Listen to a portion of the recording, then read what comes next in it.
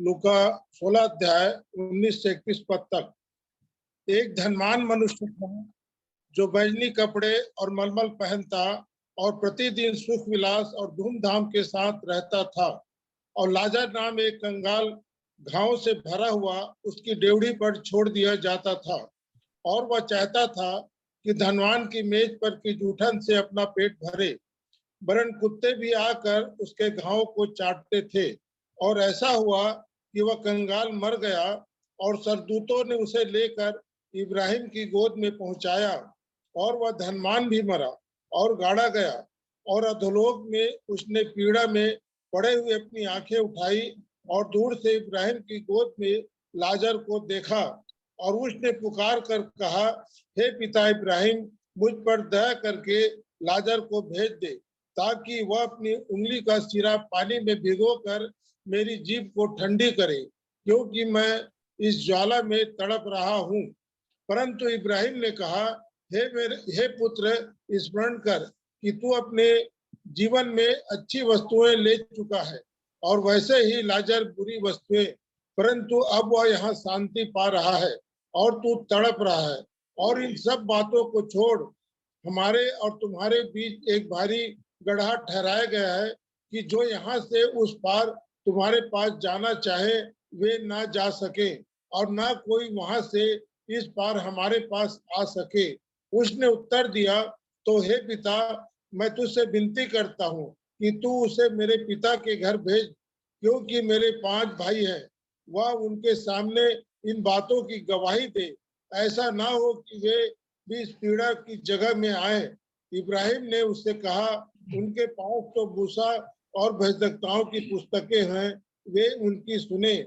उसने कहा, नहीं हे पिता इब्राहिम, पर यदि कोई मरे हुए में से उनके पास जाए तो वे मन फिराएंगे। उसने उससे कहा कि जब वे मूसा और भविष्यवक्ताओं की नहीं सुनते, तो यदि मरे हुए में से कोई जी भी उठे तो भी उसकी नहीं मानेंगे। परमेश्वर इस वचन के पढ़े जाने पे आशीष दे। मसीह भाई प्रार्थना कर दो वचन के लिए। धन्यवाद धन्यवाद धन्यवाद धन्यवाद धन्यवाद धन्यवाद धन्यवाद। सारी आशीषों के देने वाले पिता परमेश्वर, मेरे उद्धारकर्ता, जीवन के स्वामी, कभी न बदलने वाले पवित्र प्रेमी प्रभु यीशु मसीह का नाम, प्रभु यीशु मसीह के नाम से आपके चरणों पास आते। प्रभु, आपने हमें जीवन, आपने हमें श्वास दिया, जीवों के बीच में रखा, फिर से अपने ठहराए हुए समय में फिर से फिर जी आपने चाहा कि संगति को हम प्राप्त कर सके। धन्यवाद धन्यवाद देते आपके प्रेम के लिए, जिसमें हम सब इस प्रकार से इकट्ठे किए गए। प्रभु, धन्यवाद देते हैं आज की संध्या शाम के लिए, और आपके सारे प्रबंध, आपके उपाय, आपकी योजना के लिए, उस स्वर्गीय दर्शन के लिए जिसे हम पर आप प्रकट करते चले जा रहे हैं। प्रभु, हम आपको धन्यवाद देते हैं। आपको वचन कहता है प्रभु, आपको वचन के खुलने से प्रकाश होता है, इसलिए हम सबों का जीवन इस वचन के खुलने से प्रकाशित हो सके। और आपने अपने वचन को अपने बड़े नाम से ज्यादा महिमा दी प्रभु, इसके लिए हम आपको धन्यवाद देते हैं। और यही वचन हमें से प्रत्येक के जीवन में प्रभु जी महिमा पाए, इसलिए आपको रंग दृष्टि निहारते हैं। आप दया करें, इस रीति वातावरण पर हमें से प्रत्येक के जीवन को आपके हाथ में, आपके साथ में सौंपते, विशेष करके भाई के जीवन के लिए जो वचन के प्रकाशों को आपके हमारे सामने रखते प्रभु, आपकी आत्मा की भरपूरी, आत्मा की सामर्थ्य के द्वारा वो प्रकाश हम तक पहुंचाया जाए, यही आपसे अनुग्रह चाहते हैं। आपने हमारी प्रार्थना सुना प्रभु, धन्यवाद देते हैं। सारी महिमा, सारी इज्जत आपको देते हैं। दुआ मेरे उद्धार करता प्रभु यीशु मसीह के नाम से मांगते हैं, सुनिए और ग्रहण करिए। आमीन आमीन आमीन। परमेश्वर पिता का धन्यवाद करते हैं उन सारी बातों के लिए और उस सारी व्यवस्था के लिए जिसके द्वारा हम सब मिलकर परमेश्वर को, परमेश्वर के वचन को अपने जीवन में आदर दे सके। धन्यवाद करते हैं इस पढ़े हुए वचन के लिए। और आज वैसे तो मैं हमेशा एक बात बोलता हूं कि बहुत दूर चलना है। आज भी वही बात हमारे सामने खुली है। यहाँ पर दो व्यक्ति का नाम आया है इस वचन में। एक लाजर 20 वचन में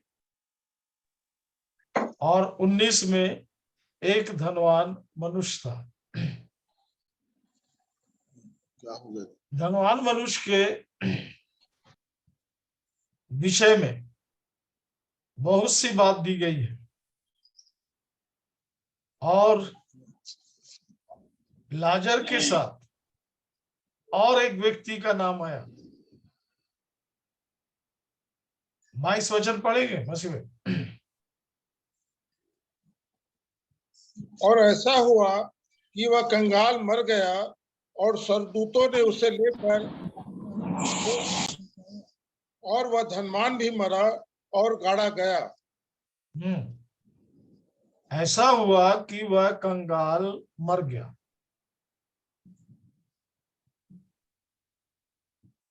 प्रियो, आज का जो वचन है, बाइबल एक ऐसी अद्भुत पुस्तक है। मैं धन्यवाद करता हूं परमेश्वर के वचन का, जो मरे हुए जीवन को भी ऐसे खोल के रख रहा है। मतलब वो बात भी छिपी नहीं है,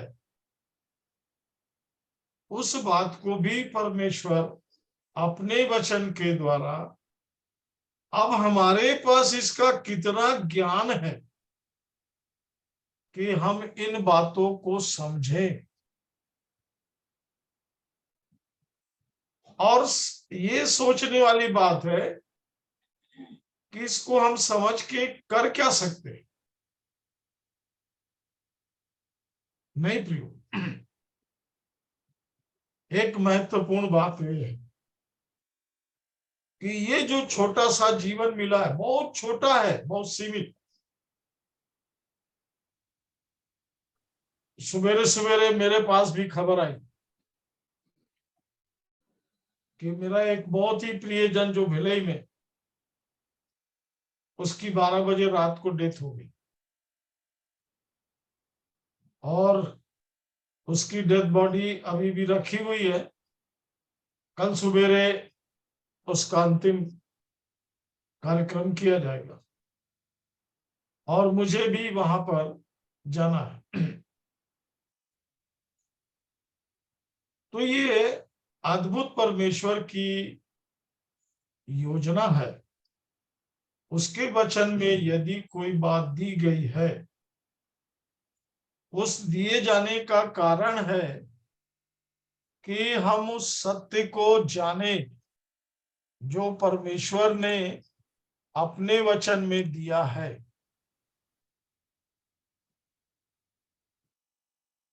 इसमें 3 लोगों का नाम है। एक धनवान मनुष्य, एक लाजर और 22 पद में अब्राहम।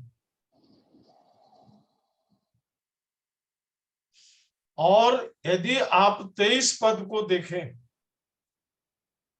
अधलोक में उसने पीड़ा में पड़े हुए अपनी आंखें उठाई। देखिए, अब इन आंखों में कहां तक देखने की शक्ति है।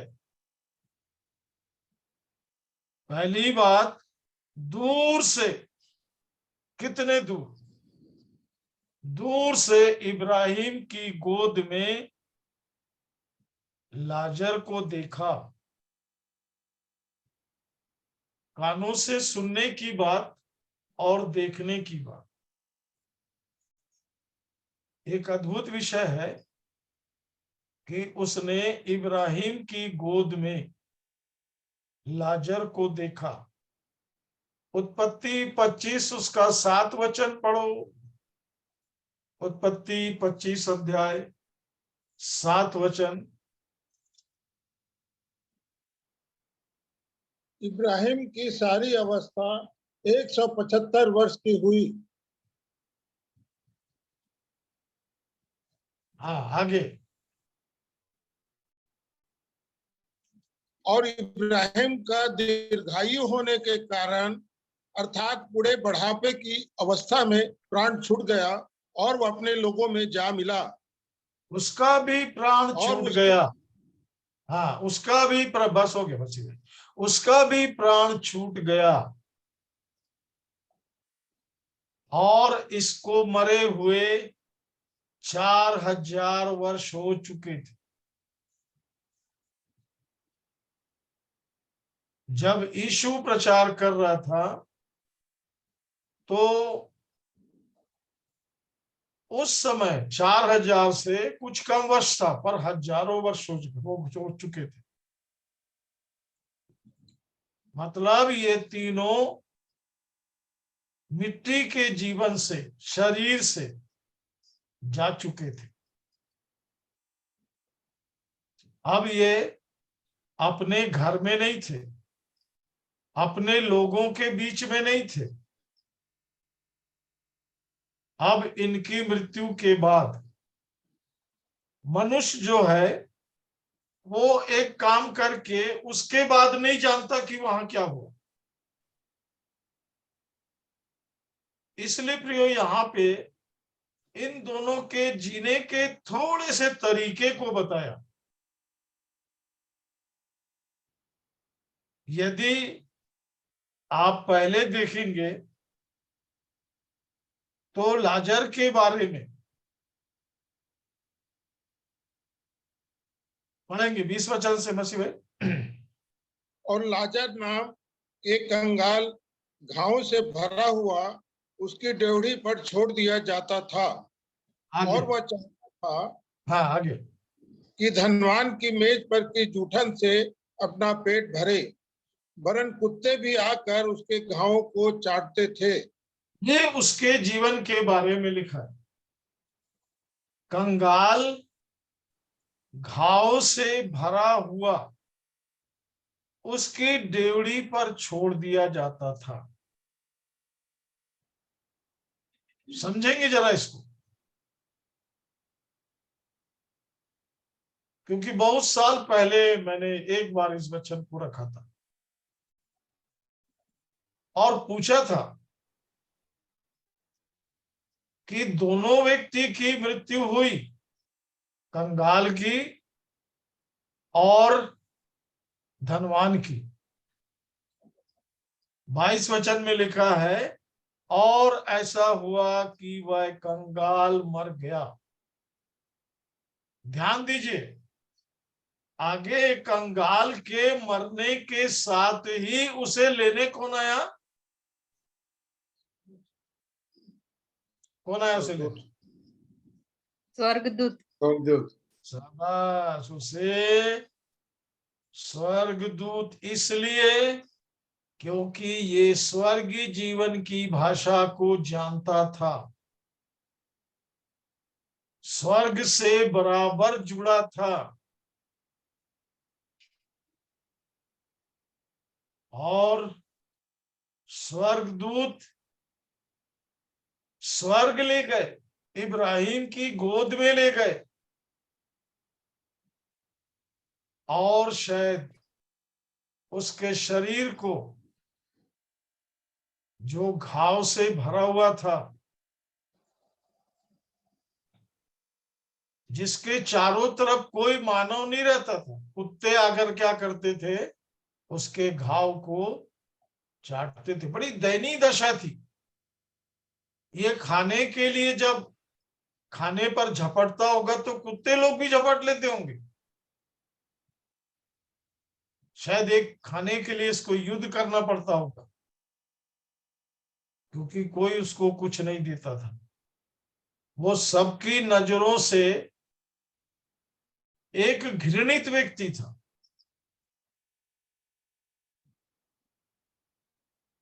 एक बार बालकों में, आज वो भाई नहीं रहे,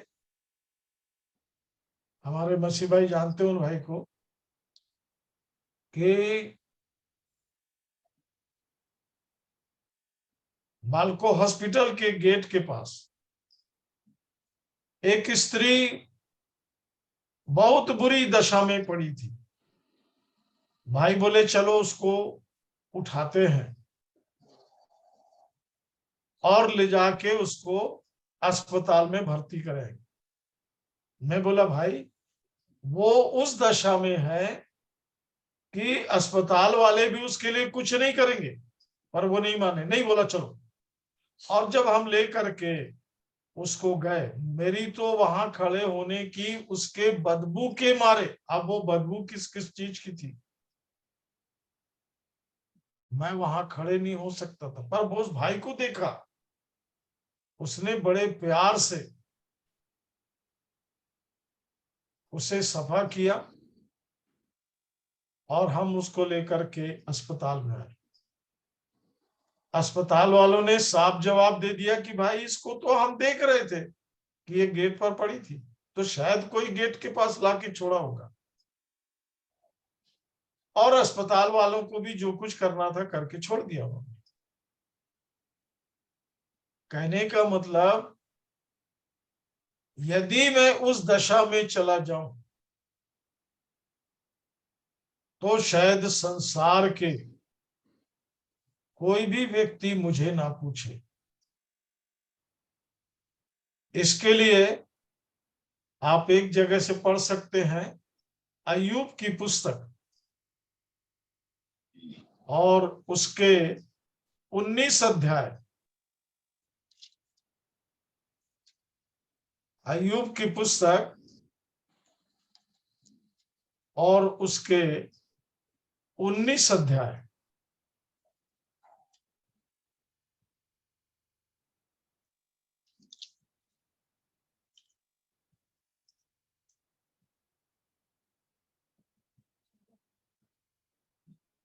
और इसके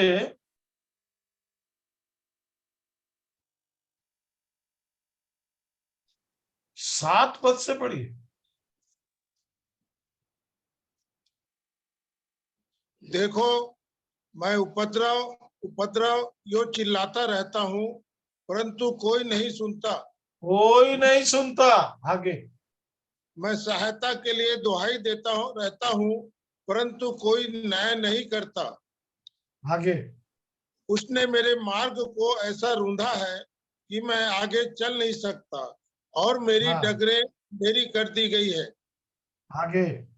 मेरा विभव उसने हर लिया है, और मेरे सिर पर से मुकुट उतार दिया है।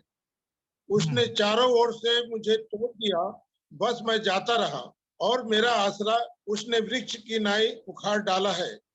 उसने मुझ पर अपना क्रोध भड़काया है, और अपने शत्रुओं में मुझे गिनता है। उसके दल इकट्ठे होकर मेरे विरुद्ध मोर्चा बांधते हैं, और मेरे डेरे के चारों ओर छावनी डालते हैं।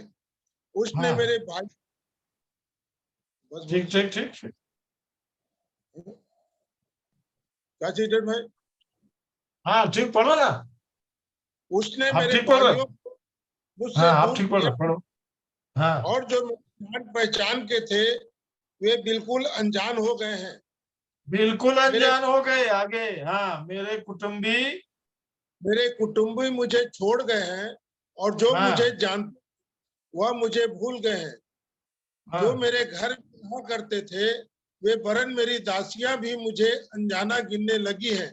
उनकी हाँ। दृष्टि में देसी हो गया हूँ। जब हम्म। मैं अपने दास को बुलाता हूँ तब वह नहीं बोलता, मुझे उससे गिड़गिड़ाना पड़ता है।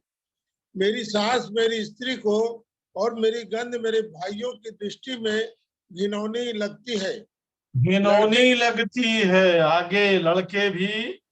लड़के भी मुझे तुच्छ जानते हैं, और जब मैं उठने लगता तब वे मेरे विरुद्ध बोलते हैं।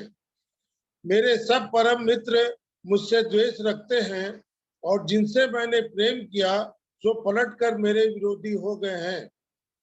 मेरी खाल और मेरा मांस मेरी हड्डियों से सट गए हैं, और मैं बाल बाल बच गया हूँ। हाँ हे मेरे मृत्यु से मैं बाल बाल बच गया हूं, पर उसके चारों तरफ स्त्री को, उसके लोगों को उसकी सांस भी दुर्गंध लगती थी, पर उसके पास एक निश्चयता थी कि मेरा परमेश्वर, उसके सामने मैं एक दिन खड़े होऊंगा। इसी अध्याय में दिया है। 26 वचन 25 और 26 वचन पढ़ लीजिए। मुझे तो निश्चय है कि मेरा छुड़ाने वाला जीवित है और वह अंत में पृथ्वी पर खड़ा होगा, आगे और अपनी खाल के इस प्रकार हो जाने के बाद भी मैं शरीर में होकर ईश्वर का दर्शन पाऊंगा। ये एक बड़ी निश्चयता उसके पास है। मतलब मैं यदि यहां से गया, मेरे जीवन में मेरे पास एक ही उद्देश्य है, मैं परमेश्वर का दर्शन पाऊंगा। खैर प्रियो, लूका 16 अध्याय। और ऐसा हुआ कि वह धनवान भी मर गया, और ऐसा हुआ कि वह धनवान भी मरा और गाड़ा गया। यहाँ पर एक शब्द आया, गाड़े जाने के समय बहुत भीड़ रही होगी, बहुत नाम रहा होगा, क्योंकि धनवान है वो, और बहुत बड़ी बड़ी बातें उसके विषय में कही गई होंगी। और जैसा कब्रिस्तान में कहा जाता है ना, सुनते हो आप लोग, ये जहां गए हैं एक दिन हम भी वहां जाएंगे। मैं वहां पर कभी कभी जैसे रहता हूं, बाई चांस वहीं पर सुधार देता हूं कि प्रभु जी ये जहां गया वहां मैं नहीं जाऊंगा, आप जहां हैं मैं वहां रहूंगा। ये मेरे पास मेरी निश्चयता है, क्योंकि कोई भी प्रार्थना करने वाला कब्रिस्तान में या घर में जहां पर भी डेड बॉडी के सामने जब प्रार्थना की जाती है, तो एक बात अवश्य बताते हैं कि ये प्रभु के पास स्वर्ग पर उठा लिया गया। नहीं प्रियो,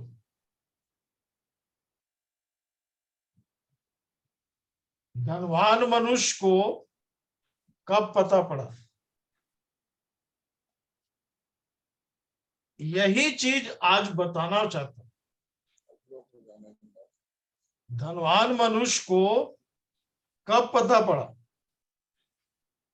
24 पद 23 और 24 वचन पढ़े। 23 और 24 पढ़ो मसीह।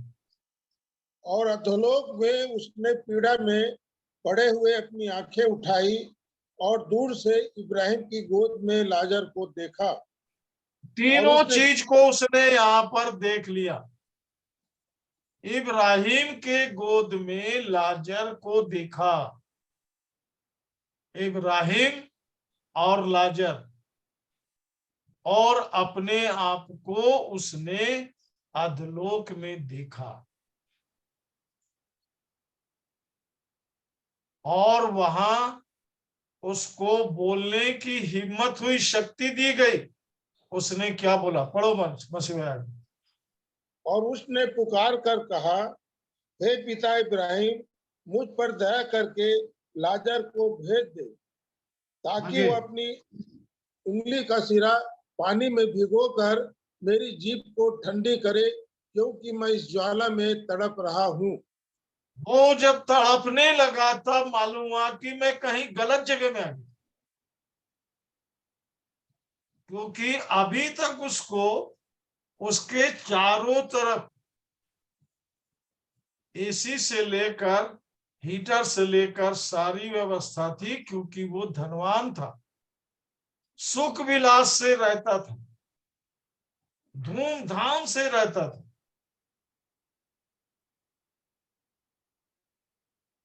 पर जब अधलोक में डाला गया, बाइबल है प्रियो, परमेश्वर का वचन है, इसलिए यीशु मसीह ने अपनी सेवा में कहा, इसी लूका 16 में कहा, धनवान परमेश्वर के राज्य में प्रवेश नहीं कर सकते। सुई के नाके में से ऊंट निकल जाएगा, और धनी जो है, क्योंकि प्रियो ध्यान रखेंगे, स्वर्ग जो है, देखिए हमारे को एक जीवन जो स्वर्ग का मिलता है, इसके लिए जैसा मैं मां के गर्भ में बनाया गया, ये जीवन मां के गर्भ में बना, पर बाहर मुझे निकल के जब मैं पैदा हो गया तो मेरे को इस जीवन का निर्माण करना पड़ता है।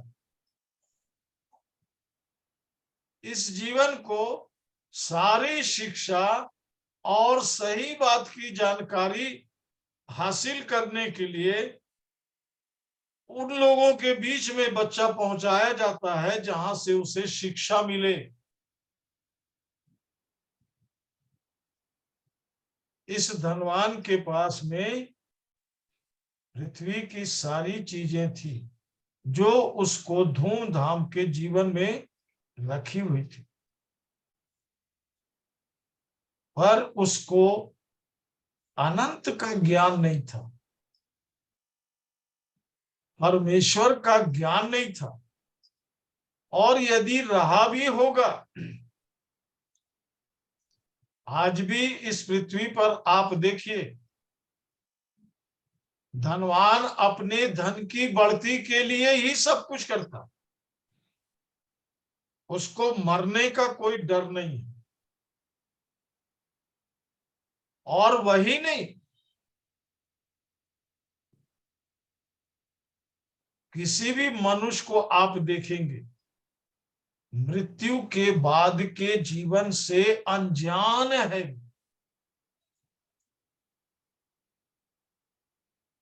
और इसलिए धनवान के जीवन जीने का ढंग, ध्यान से सुनिए, उसके सोचने का ढंग, उसके जीवन को जीने का ढंग उसके अपने चारों तरफ था, उससे वो बाहर नहीं निकला था, उसको बाहर की कोई भी बातें नहीं मालूम थी, उसको ये नहीं पता था कि यहां से एक और अलग जीवन है जो उसके समझ से परे था। उसके पास एक ज्ञान था कि मैं अपने धन से सब कुछ खरीद लूंगा। नहीं प्रियो, यहां से आप वहां कुछ भी नहीं ले जा सकते। हाँ, एक काम है, मेरे कुछ भाई लोग बाहर में है, विदेश में है, तो कभी कभी जब वो भारत आते हैं तो वहां का डॉलर, वहां का कोई भी चीज यहां नहीं चलता, और यहाँ का रुपया वहां नहीं चलता। ये पृथ्वी के ऊपर का ही नियम है। फिर प्रियो, ये तो स्वर्गीय नियम है कि यदि आपको जाना है, स्वर्गीय होना है, आपने अपनी क्या चीज को स्वर्गीय बनाया है। ये लाजर धनवान के घर के सामने उसकी ड्योढ़ी पर ऐसे ही नहीं छोड़ दिया जाता था। ये इब्राहिम की गोद में ऐसे ही नहीं पहुंच गया। ये धनवान को बताना चाहता था, और सुसमाचार सुनाने वाला अपने जीवन से उस बात को बताने वाला धनवान की दृष्टि में पूरी तरीके से मूर्ख था। उसकी दशा को देखकर धनवान दिन में एक आध बार जरूर घृणा करता होगा। वो किसी से भी कहता होगा कि भाई ये व्यक्ति को यहां क्यों छोड़ जाते, यहां से उसको हटाओ। उस समय शायद लाजर रोता था, उसके आंखों से आंसू बहते थे कि प्रभु ये कब बचाया जाएगा, आपने मुझे तो बचाया है। क्योंकि ये अपने उद्धार के विषय में निश्चिंत था, इसको मालूम था कि मुझे स्वर्गदूत लेने आएंगे। प्रियो, जैसे जैसे आप वहां के जीवन को जीने लग जाएंगे, आप एकदम स्वर्गीय होते जाएंगे, मतलब उसमें आप खोते चले जाएंगे। आपका जीवन जीने का ढंग गवाही देगा कि आप स्वर्गीय जीवन को पा चुके हैं। आपको स्वर्गीय जीवन के साथ साथ परमेश्वर का भी ज्ञान है, अनंत का भी ज्ञान है, इसलिए आपको अनंत जीवन दिया गया। अनंत जीवन पाने के बाद आप यदि फिर मरे हुए आदम के जीवन को जीते हैं, आप कहीं ना कहीं अपनी हानि उठाएंगे। डरने की बात नहीं है, मैं डरा नहीं रहा हूं, ये जीवन के विषय है जो आपके सामने रख रहा हूं।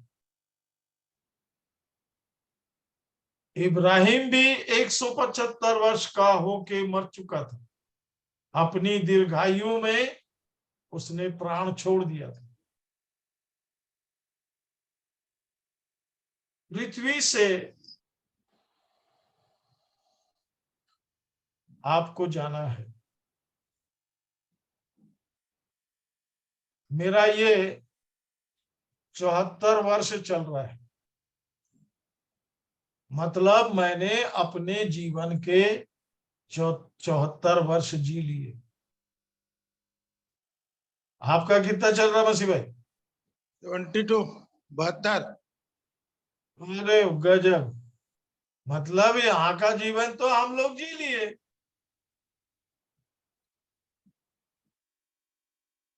यदि मैं आज उठाया जाता हूं, क्या मैं वहां जाने के लिए पूर्ण रीति से तैयार हूं? मेरा शरीर कहां पर किस अवस्था में होगा ये विषय नहीं है।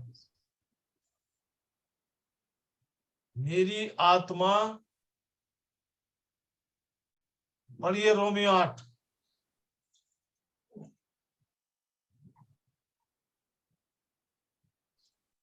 चौदह वचन। रोमियो 8, 14 वचन। इसलिए कि जितने लोग परमेश्वर के आत्मा के चलाए चलते हैं वे ही परमेश्वर के पुत्र हैं। आपने ध्यान दिया? मतलब यहां पर आपके कहीं कोई बहानाबाजी नहीं चलेगा। फिर से पढ़ो मसीह भाई। इसलिए कि जितने लोग परमेश्वर के आत्मा के चलाए चलते हैं वे ही परमेश्वर के पुत्र हैं। 9 पद भी पढ़िए, मेरे साथ पढ़ेंगे धीरे धीरे मेरे साथ। 9 वचन। परंतु जबकि परमेश्वर का आत्मा तुम में बसता है, बस शारीरिक दशा में नहीं, बस बस, मतलब यदि परमेश्वर आपके अंदर, परमेश्वर का आत्मा आपके अंदर रह रहा है, इसके बाद और क्या चाहिए?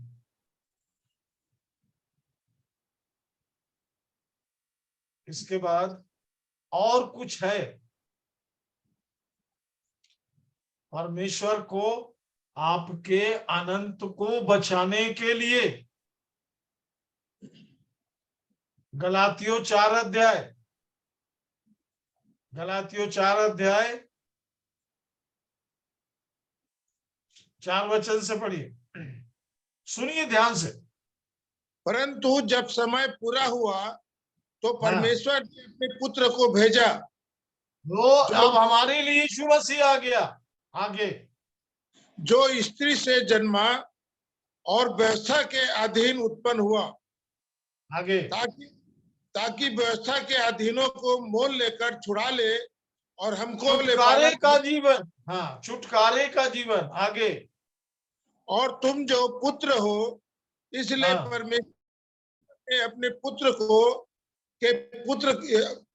पुत्र के आत्मा को, जो हे अब्बा हे पिता कहकर पुकारता है, हमारे हृदय में भेजा है। परमेश्वर ने उसी आत्मा को जो यीशु मसीह के अंदर था हमारे अंदर भेजा है, ताकि जैसे पुत्र पिता को हमेशा प्रसन्न करता है, हम भी उसी प्रकार परमेश्वर के अद्भुत योजना में, जो मैं बताना चाह रहा हूं उसको समझिए। वो ये है कि मनुष्य का काम, मनुष्य का दिमाग, मनुष्य का सोच, अरे बूढ़ा हो गया, सठिया गया, कुछ नहीं जानता, ऐसा बोलना शुरू कर देते हैं।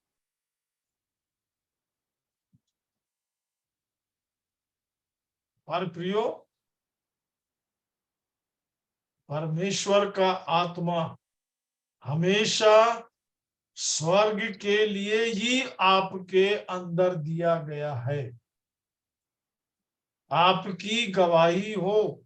नए नियम में यीशु मसीह के आने का कारण ही यही था कि आप मिट्टी के आदम से, मिट्टी के जीने के ढंग से बाहर निकलकर, रोमियो 8 अध्याय उसका 11 वचन, आदम पाप के कारण मर गया, फल खाएगा तो मर जाएगा, 11 वचन। और यदि उसी का आत्मा जिसने यीशु को मरे हुए में से जिलाया तुम में बसा हुआ है, तो जिसने मसीह में मरे हुए में से जिलाया, वह तुम्हारी मरणहार देहों को भी अपने आत्मा के द्वारा जो तुम में बसा हुआ है जिलाएगा। वो नहीं जिलाएगा। आपको इतनी दूर चलना ही पड़ेगा, नहीं तो धनवान के पास सब चीज था प्रियो, पर उसकी समस्या ये थी कि वो तो वहां गया, उसके कुछ विनती को देखेंगे। चलिए लूका 16, पहला विनती उसने किया 24 पर। और उसने पुकार कर कहा, हे पिता इब्राहिम, मुझ पर दया करके लाजर को भेज दे, ताकि वह अपनी उंगली का सिरा पानी में भिगोकर मेरी जीभ को ठंडी करे, क्योंकि मैं इस जाला में तड़प रहा हूँ। परमेश्वर से उसने दया की भीख मांगी। देखिए, जीवन को समझिए, उसको नहीं मिला। क्या बोला? आगे पढ़िए, आगे। परंतु इब्राहिम ने कहा, हे पुत्र, स्मरण कर कि तू अपने जीवन में अच्छी वस्तुएं ले चुका है, और वैसे ही लाजर बुरी वस्तुएं, परंतु अब यहाँ शांति पा रहा है और तू तड़प रहा है। स्वर्ग जानता है इसको। वो मौज मस्ती के जीवन में था, इसको भी जानता था। लाजर किस जीवन को जी रहा था, उसको भी जानता है। आप अपने जीवन के जीने के कारण मन फिराओ, क्योंकि स्वर्ग का राज्य अब आपके पास आ गया प्रियो। पहले तो वहां जाना था, स्वर्गदूत लेकर गए, इसलिए तीसरा स्वर्ग जो है वो यहाँ पर आपके पास है। इसे ध्यान रखेंगे। इसलिए उसकी पहचान क्रूस है। क्रूस एक जो ऊपर से नीचे आ रहा है, ये परमेश्वर के काम को दर्शाता है। और एक आड़ी लकड़ी जो संसार, शैतान, मृत्यु, पाप को दर्शाता है। आप जांचते रहिए हमेशा आप किधर है। आपको आपके बारे में जानकारी होना है, क्योंकि वो दिमाग और वो जीवन बिल्कुल अलग है प्रिय। इसको ध्यान रखें। वो दिमाग और वो जीवन बिल्कुल अलग है। उसके लिए आपको आत्मा दिया गया है। आत्मा आपके साथ रहने के लिए आपके अंदर उस प्रकार की क्षमता को भरा जाता है। आपको परमेश्वर के प्रबंध में उस सिद्धता में ले जाया जाता है जहां पर आपके पास आपके लिए एक निश्चयता होती है। रोमियो 8 के 16 वचन। आपकी निश्चयता 15 भी पढ़ सकते हो, 15 और 16। क्योंकि तुमको दासत्व की आत्मा नहीं मिली कि फिर भयभीत हो, परंतु लेपालकपन की आत्मा मिली है, जिससे हम हे अब्बा, हे पिता कहकर पुकारते हैं। क्यों आत्मा आगे? आप ही हमारी आत्मा के गवाही हाँ, देता है आत्मा कि हम परमेश्वर। आत्मा आपकी आत्मा से बोलते रहता है। ये है नए नियम का पहला काम। परमेश्वर किसी के नाश होने से खुश नहीं होता। इसलिए मनुष्य ने परमेश्वर की आवाज को सुनने के लिए अपने जीवन को बंद करके रखा है, अपने कानों को, आंखों को बंद करके रखा है। परमेश्वर के किसी भी योजना में वो आना नहीं चाहता। अरे किसने देखा है, कौन जानता है। जी हाँ, धन्यवाद परमेश्वर के वचन का। यही नहीं, धनवान को जब बताया गया कि भाई साहब तू अच्छी वस्तुएं ले चुका है, अब तेरे लिए यहां पर एक बूंद पानी भी नहीं है। सोचिए, लाजर शांति पा रहा था, मतलब उसको कुछ नहीं चाहिए था, और वो भी इब्राहिम की गोद में, क्योंकि स्वर्ग इस समय अभी नीचे था। ये सारी बात को यीशु मसीह ने बताया, ध्यान रखिए।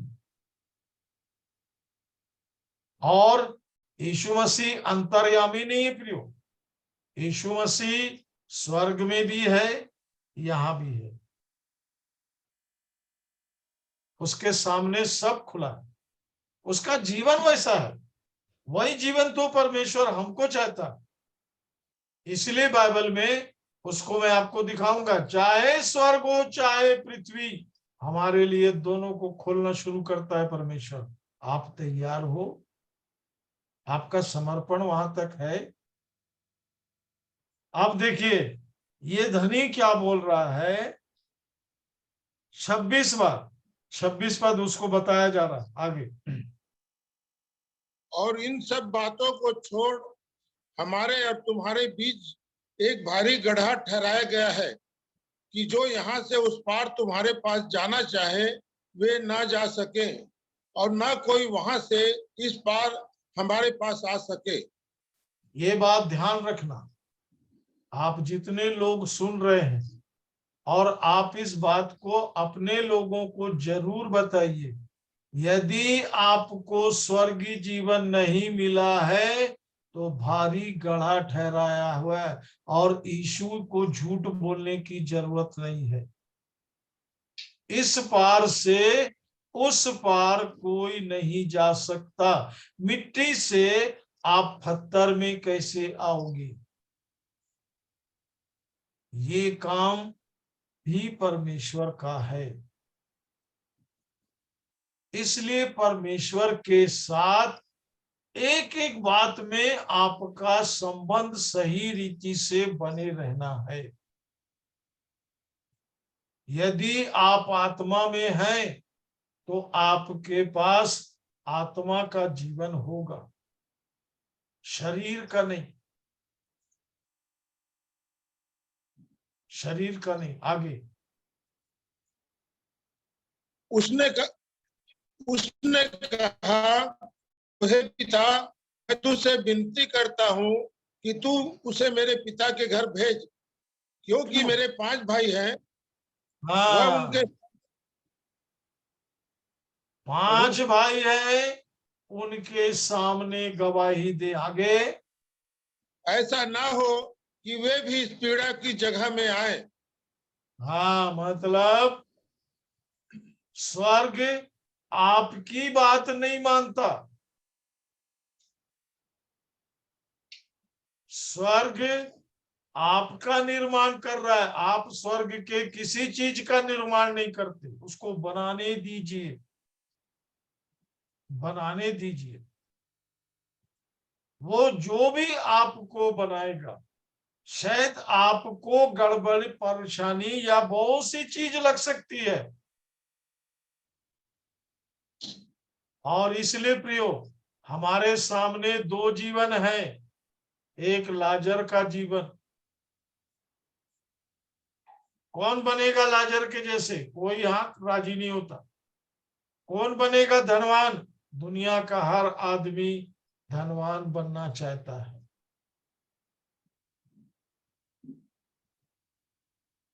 हर आदमी। और इसलिए प्रियो, इस धनवान को स्वर्ग में एक गवाही दी गई। उतने को बताकर मैं प्रार्थना करूंगा। वही काम मैं कर रहा हूं, वो काम आप भी कर रहे हो, और वो काम आपको करना है। देखिए क्या है वो काम। 29 पद। इब्राहिम ने उससे कहा, उनके पास तो मूसा और भविष्यवक्ताओं की पुस्तकें हैं, वे उसकी सुने। हाँ, कि ईश्वर का वचन है। परमेश्वर को जानने की कोशिश करो। परमेश्वर के वचन को जानने की कोशिश करो। अभी नया नियम इस बात को यहाँ पर बता रहा था, इसलिए वो नीचे था। क्योंकि यीशु के बाद मारे जाने, गाड़े जाने, जी उठने तक, वो अपनी सेवा को, जी उठने के 40 दिन बाद भी वो अपनी सेवा को यहाँ पर देता रहा, लोगों को दिखाई देता रहा, अपने आप को जीवित दिखाया। इसको सब बताऊंगा मैं आपको आगे। सबसे बड़ी बात जो है वो ये है प्रियो, कि आपके पास यदि कोई जिंदा चीज है जिस पर आपको विश्वास करना है, वो है परमेश्वर का वचन। धनवान ने बोला था, यहां से कोई जाएगा तो मेरे भाई विश्वास कर लेंगे। मान लीजिए जो मरा हुआ है वो जीवित होके आ जाए तो सब भाग जाएंगे, कोई नहीं सुनेगा उसका। इसलिए वो नर्क की वाणी, शैतान की वाणी बोल रहा था, यहां से भेज। क्योंकि वो वहां के वातावरण को देखा कि स्वर्गीय वातावरण, इब्राहिम की गोद जो समय कहलाती थी, वो तो कुछ, क्योंकि लाजर वहां शांति पा रहा। आप कहाँ रहोगे? ये व्यक्तिगत है प्रिय। धनवान उस जीवन में खो गया जो थोड़ा बहुत उसको मिला, क्योंकि वो उसका नहीं था। सब छोड़ के जाना। एक ही चीज है, आप अपने बारे में निश्चयता के साथ रहिए कि आप कहां होगे। आपको इसके लिए परमेश्वर ने अपने वचन को दिया है। अब इसको सिर्फ पढ़ने वाले नहीं, ये आपको मालूम हो गया कि उनके पास में भविष्यवक्ताओं का वचन है, उनके पास परमेश्वर का वचन है, उसकी सुने लिखा है। देखिए, बहुत गजब गजब की बातें हैं जिनको समझना है ना। यहाँ पर यदि पढ़ो भाई 30 और 31। उसने कहा, नहीं हे पिता इब्राहिम, पर यदि कोई मरे हुए में से उनके पास जाए तो वे मन फिराएंगे।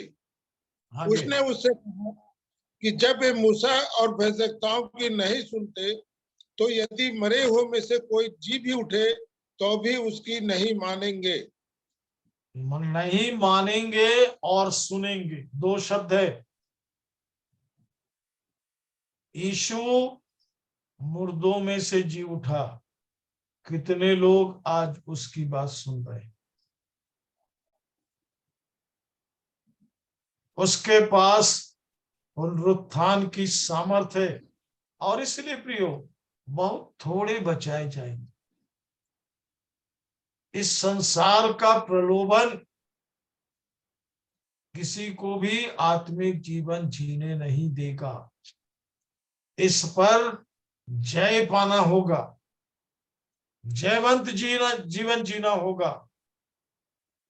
तब आपकी गवाही होगी कि इसने मृत्यु पर भी जय पाया।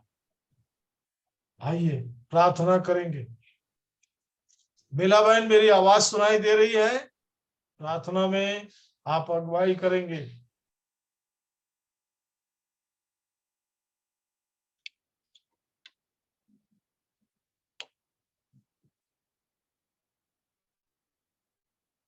बेला बहन, मेरी आवाज सुनाई दे रही?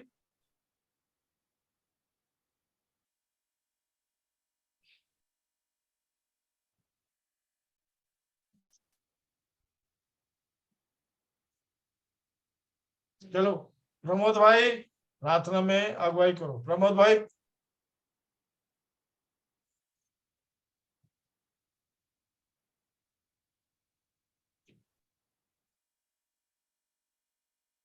आपको आवाज सुनाई दे रही प्रमोद भाई?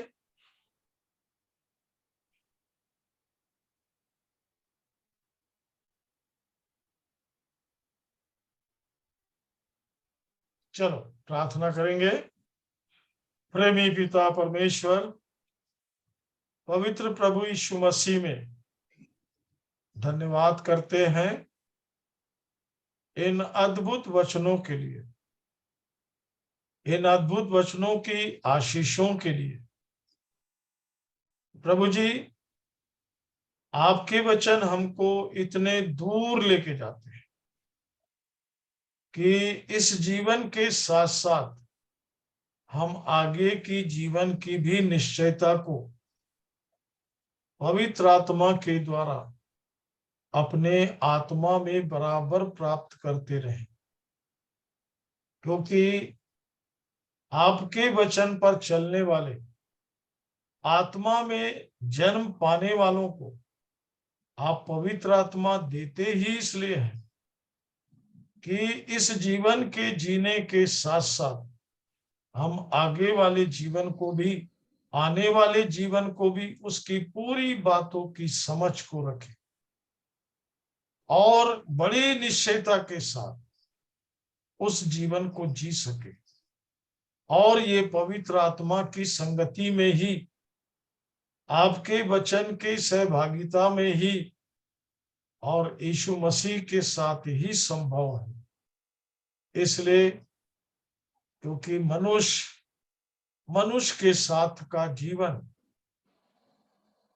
जिसमें हम बहुत ही लगाव रखते हैं, बहुत चिंतित होते हैं कि मेरे बाद क्या होगा, और हम कभी ये नहीं सोच पाते कि मेरा क्या होगा। प्रभु यीशु सबों को ये ज्ञान और समझ दीजिए। पवित्र आत्मा के साथ आप परमेश्वर के राज्य के, यीशु मसीह के आने से स्वर्ग राज्य के सारे भेदों को हमारे जीवन पर प्रकट करते हैं। और इसलिए प्रभु इसे सिर्फ सुनने वाले नहीं, इसको जीने की गवाही चाहिए।